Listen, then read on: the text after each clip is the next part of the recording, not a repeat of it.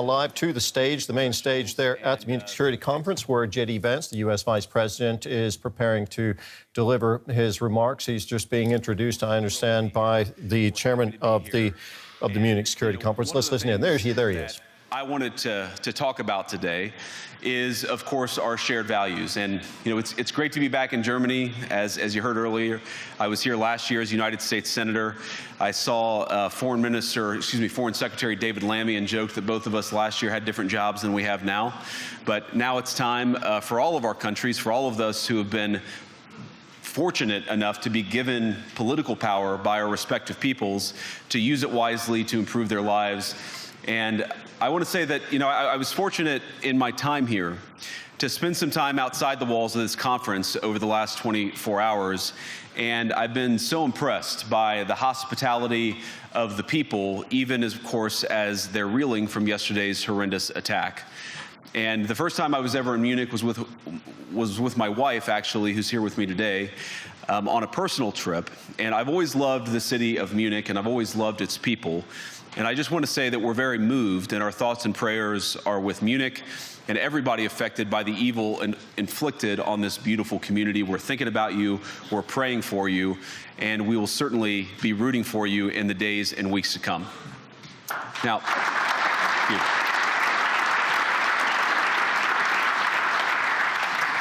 I hope that's not the last bit of applause that I get, but we gather at this conference, of course, to discuss security, and normally we mean threats to our external security. I see many great military leaders gathered here today.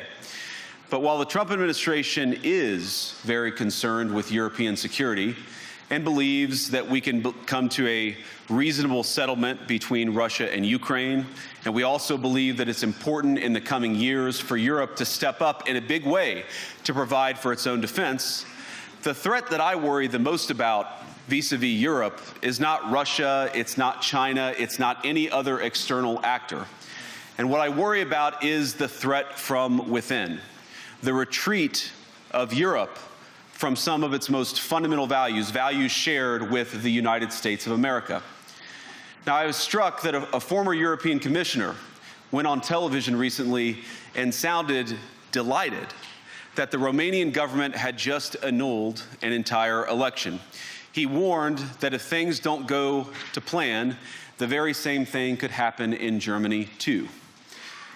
Now, these cavalier statements are shocking to American ears. For years, we've been told that everything we fund and support is in the name of our shared democratic values. Everything from our Ukraine policy to digital censorship is billed as a defense of democracy. But when we see European courts canceling elections and senior officials threatening to cancel others, we ought to ask whether we're holding ourselves to an appropriately high standard. And I say ourselves because I fundamentally believe that we are on the same team. We must do more than talk about democratic values, we must live them. Now, within living memory of many of you in this room, the Cold War positioned defenders of democracy against much more tyrannical forces on this continent. And consider the side in that fight that censored dissidents, that closed churches, that canceled elections. Were they the good guys? Certainly not. And thank God they lost the Cold War. They lost because they neither valued nor respected all of the extraordinary blessings of liberty. The freedom to surprise, to make mistakes, to invent, to build. As it turns out, you can't mandate innovation or creativity, just as you can't force people what to think, what to feel, or what to believe. And we believe those things are certainly connected. And unfortunately, when I look at Europe today, it's sometimes not so clear what happened to some of the Cold War's winners.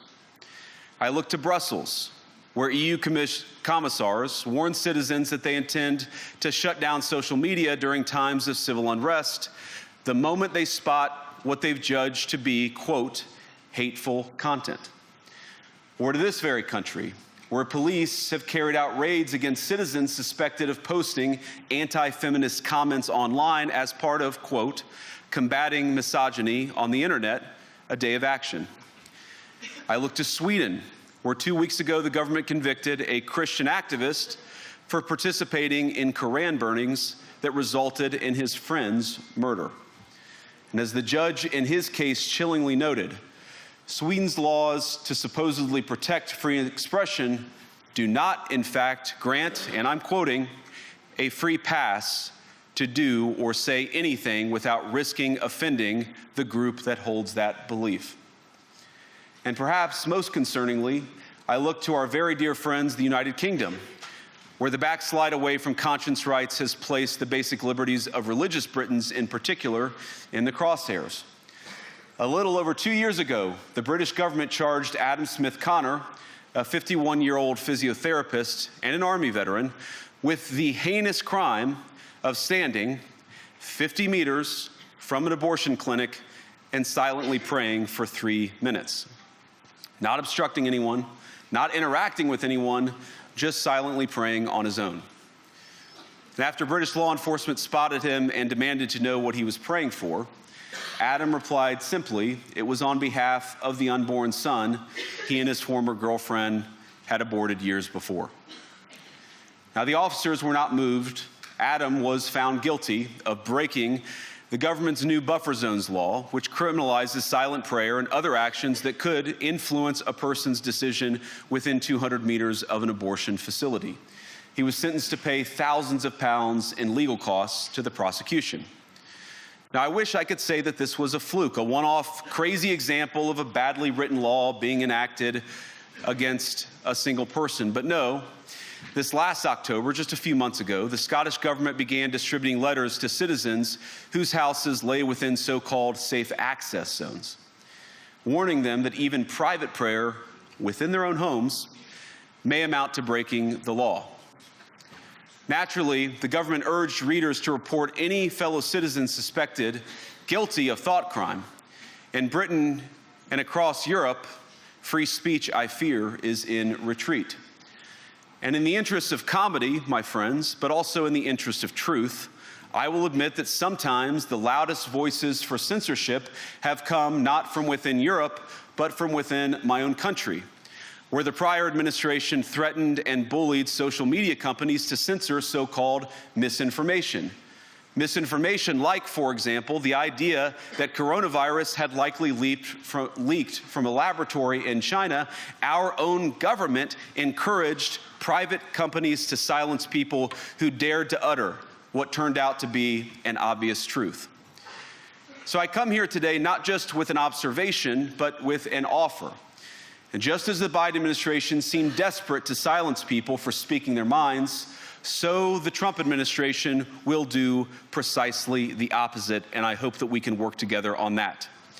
In Washington, there is a new sheriff in town, and under Donald Trump's leadership, we may disagree with your views, but we will fight to defend your right to offer it in the public square, agree or disagree.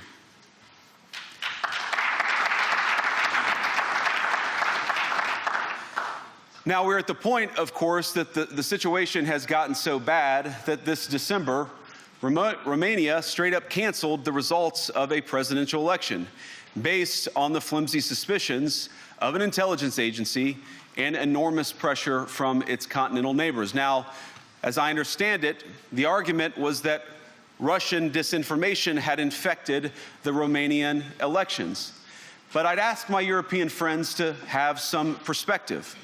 You can believe it's wrong for Russia to buy social media advertisements to influence your elections. We certainly do.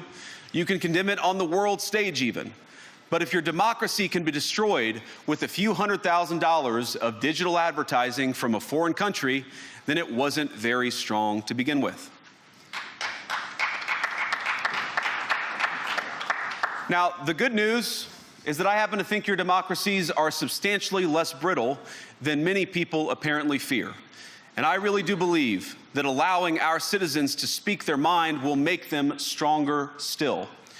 Which, of course, brings us back to Munich, where the organizers of this very conference have banned lawmakers representing populist parties on both the left and the right from participating in these conversations.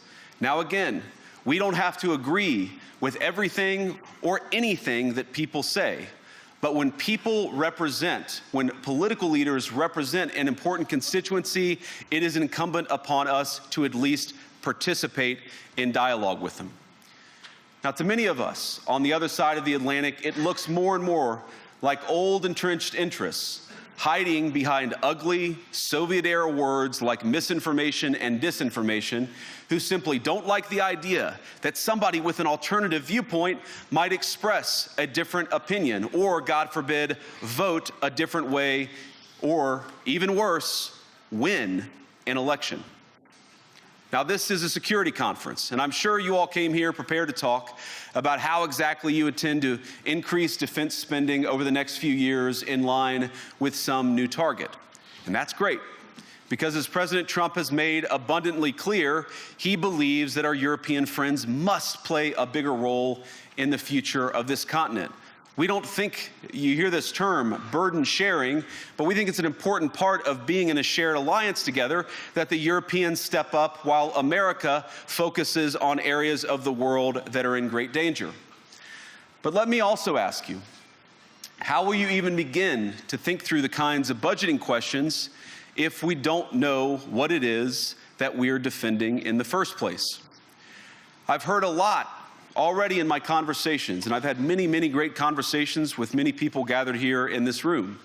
I've heard a lot about what you need to defend yourselves from, and of course that's important. But what has seemed a little bit less clear to me, and certainly I think to many of the citizens of Europe, is what exactly it is that you're defending yourselves for. What is the positive vision that animates this shared security compact that we all believe is so important? And I believe deeply that there is no security if you are afraid of the voices, the opinions, and the conscience that guide your very own people. Europe faces many challenges, but the crisis this continent faces right now, the crisis I believe we all face together, is one of our own making. If you're running in fear of your own voters, there is nothing America can do for you. Nor, for that matter, is there anything that you can do for the American people who elected me and elected President Trump. You need democratic mandates to accomplish anything of value in the coming years. Have we learned nothing that thin mandates produce unstable results? But there is so much of value that can be accomplished with the kind of democratic mandate that I think will come from being more responsive to the voices of your citizens. If you're going to enjoy competitive economies, if you're going to enjoy affordable energy and secure supply chains, then you need mandates to govern, because you have to make difficult choices to enjoy all of these things. And of course, we know that very well in America. You cannot win a democratic mandate by censoring your opponents or putting them in jail, whether that's the leader of the opposition, a humble Christian praying in her own home, or a journalist trying to report the news. Nor can you win one by disregarding your basic electorate on questions like who gets to be a part of our shared society. And of all the pressing challenges that the nations represented here face, I believe there is nothing more urgent than mass migration. Today, almost 1 in 5 people living in this country moved here from abroad. That is, of course, an all-time high. It's a similar number, by the way, in the United States, also an all-time high. The number of immigrants who entered the EU from non-EU countries doubled between 2021 and 2022 alone, and of course it's gotten much higher since. And we know the situation, it didn't materialize in a vacuum. It's the result of a series of conscious decisions made by politicians all over the continent and others across the world over the span of a decade. We saw the horrors wrought by these decisions yesterday in this very city. And of course, I can't bring it up again without thinking about the terrible victims who had a beautiful winter day in Munich ruined. Our thoughts and prayers are with them and will remain with them. But why did this happen in the first place? It's a terrible story, but it's one we've heard way too many times in Europe and unfortunately too many times in the United States as well. An asylum seeker, often a young man in his mid-20s, already known to police, rams a car into a crowd, and shatters a community. How many times must we suffer these appalling setbacks before we change course and take our shared civilization in a new direction? No voter on this continent went to the ballot box to open the floodgates to millions of unvetted immigrants. But you know what they did vote for? In England, they voted for Brexit, and agree or disagree, they voted for it. And more all over Europe, they're voting for political leaders who promise to put an end to out-of-control migration. Now, I happen to agree with a lot of these concerns, but you don't have to agree with me. I just think that people care about their homes, they care about their dreams, they care about their safety and their capacity to provide for themselves and their children. And they're smart. I think this is one of the most important things I've learned in my brief time in politics. Contrary to what you might hear a couple mountains over in Davos, the citizens of all of our nations don't generally think of themselves as educated animals or as interchangeable cogs of a global economy. And it's hardly surprising that they don't want to be shuffled about or relentlessly ignored by their leaders. And it is the business of democracy to adjudicate these big questions at the ballot box. I believe that dismissing people, dismissing their concerns, or worse yet, shutting down media, shutting down elections, or shutting people out of the political process protects nothing. In fact, it is the most surefire way to destroy democracy. And speaking up and expressing opinions isn't election interference. Even when people express views outside your own country, and even when those people are very influential. And trust me, I say this with all humor, if American democracy can survive 10 years of Greta Thunberg scolding, you guys can survive a few months of Elon Musk. But what no democracy, American, German, or European, will survive is telling millions of voters that their thoughts and concerns, their aspirations, their pleas for relief are invalid or unworthy of even being considered. Democracy rests on the sacred principle that the voice of the people matters. There's no room for firewalls. You either uphold the principle or you don't. Europeans, the people, have a voice. European leaders have a choice. And my strong belief is that we do not need to be afraid of the future. You can embrace what your people tell you, even when it's surprising, even when you don't agree. And if you do so, you can face the future with certainty and with confidence, knowing that the nation stands behind each of you. And that, to me, is the great magic of democracy. It's not in these stone buildings or beautiful hotels. It's not even in the great institutions that we have built together as a shared society. To believe in democracy is to understand that each of our citizens has wisdom and has a voice. And if we refuse to listen to that voice, even our most successful fights will secure very little. As Pope John Paul II, in my view, one of the most extraordinary champions of democracy on this continent or any other, once said, "Do not be afraid." We shouldn't be afraid of our people, even when they express views that disagree with their leadership. Thank you all. Good luck to all of you. God bless you. And that was JD Vance, the U.S. Vice President, addressing the Munich Security Conference. The Vice President there railing against numerous legal decisions made within the European Union, particularly surrounding issues of free speech, suggesting that the biggest threat to Europe is not from without, but it is from within. He was suggesting that migration is out of control, and that there may be systematic ignorance about what voters really want in Europe. Well, with us on the scene there at the Munich Security Conference is our Chief International Editor, Richard Walker, who is following J.D. Vance's speech and the others. Richard, your main takeaways from that speech?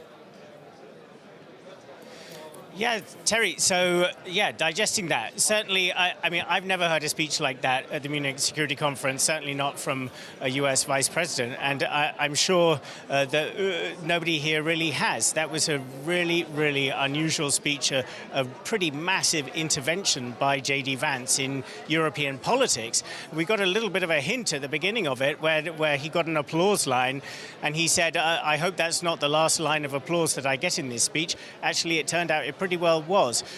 He was essentially saying to the audience here in Europe that their whole approach to the right-wing populist parties that have been making gains here in Germany and elsewhere within the continent is completely wrong, and that it presents a greater danger to European democracy, European society, and the West than any danger posed from outside, for instance, the war that's raging in Ukraine. So I think certainly Germany was bracing for this. Some clips of the speech or some excerpts from the speech came out through the press before JD Vance took to the stage. But I don't think anyone was expecting him to devote pretty much his entire speech to that subject.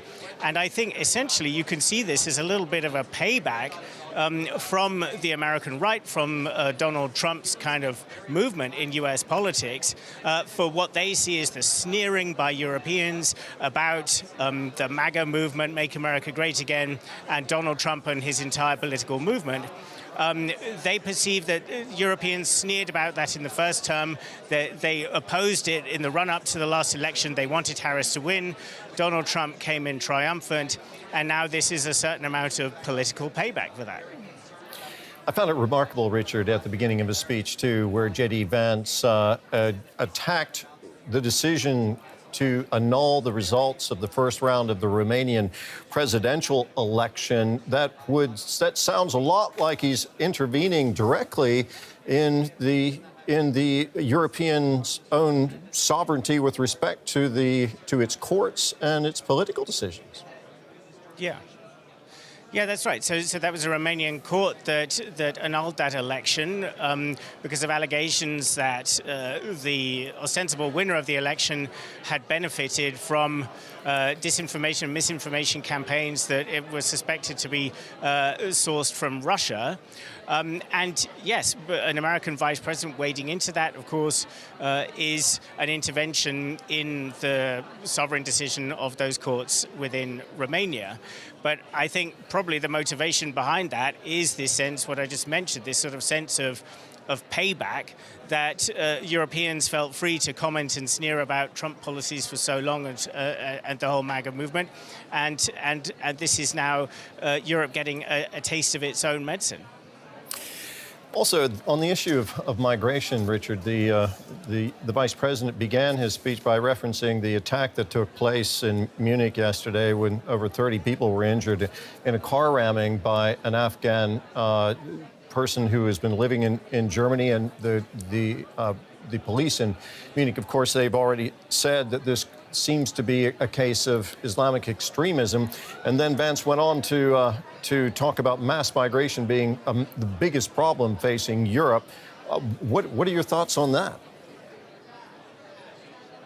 Yeah, so, I mean, I was at the scene of that attack yesterday, Terry, just a couple of hours after it took place. And certainly this has shaken the city of Munich, and it's been yet another of these incidents that's taken place in recent months, which is definitely having a significant impact on the election campaign here in Germany. This has been a really live issue, highly controversial, about what kind of steps that need to be taken to try to prevent these sorts of attacks, further clampdowns on migration, stricter policies towards people whose asylum applications have been rejected and who need to be deported. That debate is going on anyway between the political parties fighting for that election. But for JD Vance, of course, to bring this up as such a central theme in his speech does look very much like an intervention within German politics, and implicitly, potentially, an intervention in favor of the far-right populist party, the Alternative for Germany, which, of course, Elon Musk, who JD Vance also mentioned in his speech, has vocally supported. Now, JD Vance has not gone so far as vocally supporting the AfD or explicitly doing that. That would, I think, be seen as crossing a very dark red line. But between the lines, there's an implication of that. I think what's going to be really interesting is to see how the conservatives, the mainstream conservatives here in Germany, respond to that. So Friedrich Merz, who is here this weekend. He's the man who's likely to be the next chancellor. He's the leader who's likely to have to deal with the Trump administration in the future. He has been pushing for a tougher line on migration. He's been making that a major plank of his campaign in recent weeks. But at the same time, he's been insisting that he would never work with the AfD, the Alternative for Germany party, saying that the so-called firewall, which kind of stands between the older established parties and the AfD, that will remain intact. We heard JD Vance explicitly saying in his speech there, essentially that firewalls are illegitimate, that they're anti-democratic, that it is wrong to discount the views of the now 20% of Germans who support that party. So a real dilemma, really, for Friedrich Merz and the Conservatives, how to deal with that messaging coming from the Trump administration. And while we're still waiting for the foreign minister of China to address the conference there, Richard, I just want to get your views on one more thing. We're going to hear from Wang Yi, I hope, in just a moment. He's scheduled to take the stage there. We heard the U.S. Vice President saying that if you are running from your voters, we cannot help you. That's a quote, and he was suggesting that Europeans are marginalizing groups on the right and left. He even said that the representatives of the right and left are being banned from speaking at the Munich Security Conference. What do you make of that?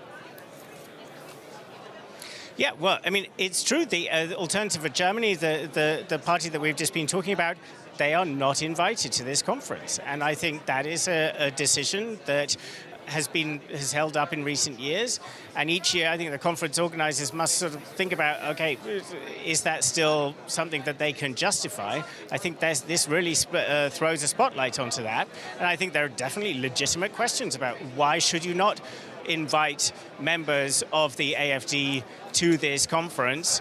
They, after all, are the party that is running second in this election campaign. They're likely to play a very significant role in Parliament in the next Parliament, if not, of course, being part of any government. So I think, I think the Munich Security Conference is on slightly kind of standing on, I'm not going to say quicksand. What am I going to say? Standing on not particularly solid ground. I'm not really sure what their justification for not inviting that party is. So I think JD Vance sort of putting his finger on something. But still, it's extraordinarily unusual for a vice president of the United States to want to get involved in questions like that. It is something that simply has never happened before. Now, of course, we're used to the Trump administration doing things that have never happened before. That is the nature of the kind of disruption that Donald Trump has brought to politics. But what it does do is it lays bare a real gulf between Europe and the United States. You know, the Western Alliance, I think this weekend, and this is making a lot of Europeans really jumpy, the Western Alliance is looking very, very precarious at the moment. This sense that they kind of occupy slightly different worlds. The German president, in his speech, in fact, referred to that, saying that the world views of the Europeans and the United States may have drifted apart, but insisting that there are still things that hold them together.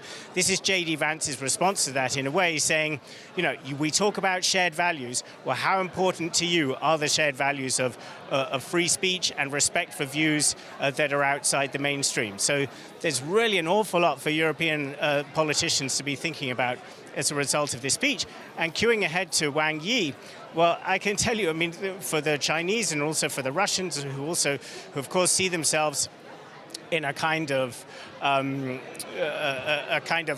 battle for influence on the world stage between these systems of liberal democracy and the more authoritarian systems that we see there. To see this level of public squabbling between Europe and the United States is certainly something that is seen as pretty much a gift, I think, to those countries looking on as America and the Europeans apparently seem to drift further and further apart. Systemic rivalry taking on a new face there at the Munich Security Conference.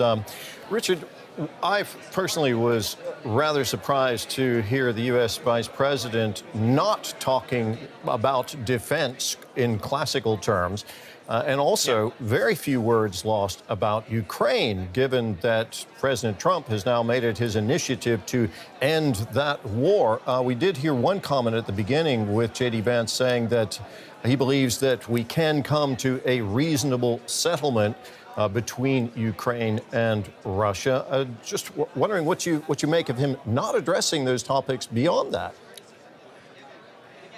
Yeah, I mean, that was part of what made this speech so extraordinary, that it didn't just glancingly reference to differences that he's trying to raise with respect to dealing with populist parties, but that he made that the entire theme of his speech. Whereas everybody here at the Munich Security Conference really thought, well, the absolute top #1 issue is this push by the United States to end the war, this push for direct talks between the United States and Russia in that respect. And a lot of discussions here about what that means for Europe, what it means for, of course, Ukraine, the country that has suffered that invasion. And a lot of concern here about whether the Europeans will be frozen out of that talks process, and the interest that the Europeans have of keeping the Americans with some skin in the game and some potential security guarantees towards Ukraine to try to prevent this all happening again. And the fact that JD Vance just completely sidestepped that whole conversation is pretty extraordinary. But we have had a lot of communication from the Trump administration during the course of this week, particularly from Pete Hegseth, the new Secretary of Defense, who's been touring Europe, giving out messages that I've been talking to a lot of delegates here from various circles, and generally the messages that are coming from the United States, I think the general belief here is that these are very favorable to the Russians. One former Baltic leader who I was speaking to here said that Vladimir Putin must be drunk on champagne and caviar at this stage because of the kind of the indications that are coming from the United States about Ukraine likely not joining NATO at some point in the future, the United States not wanting to put any boots on the ground as some sort of stabilization force, which would leave Ukraine extremely prone to future aggression.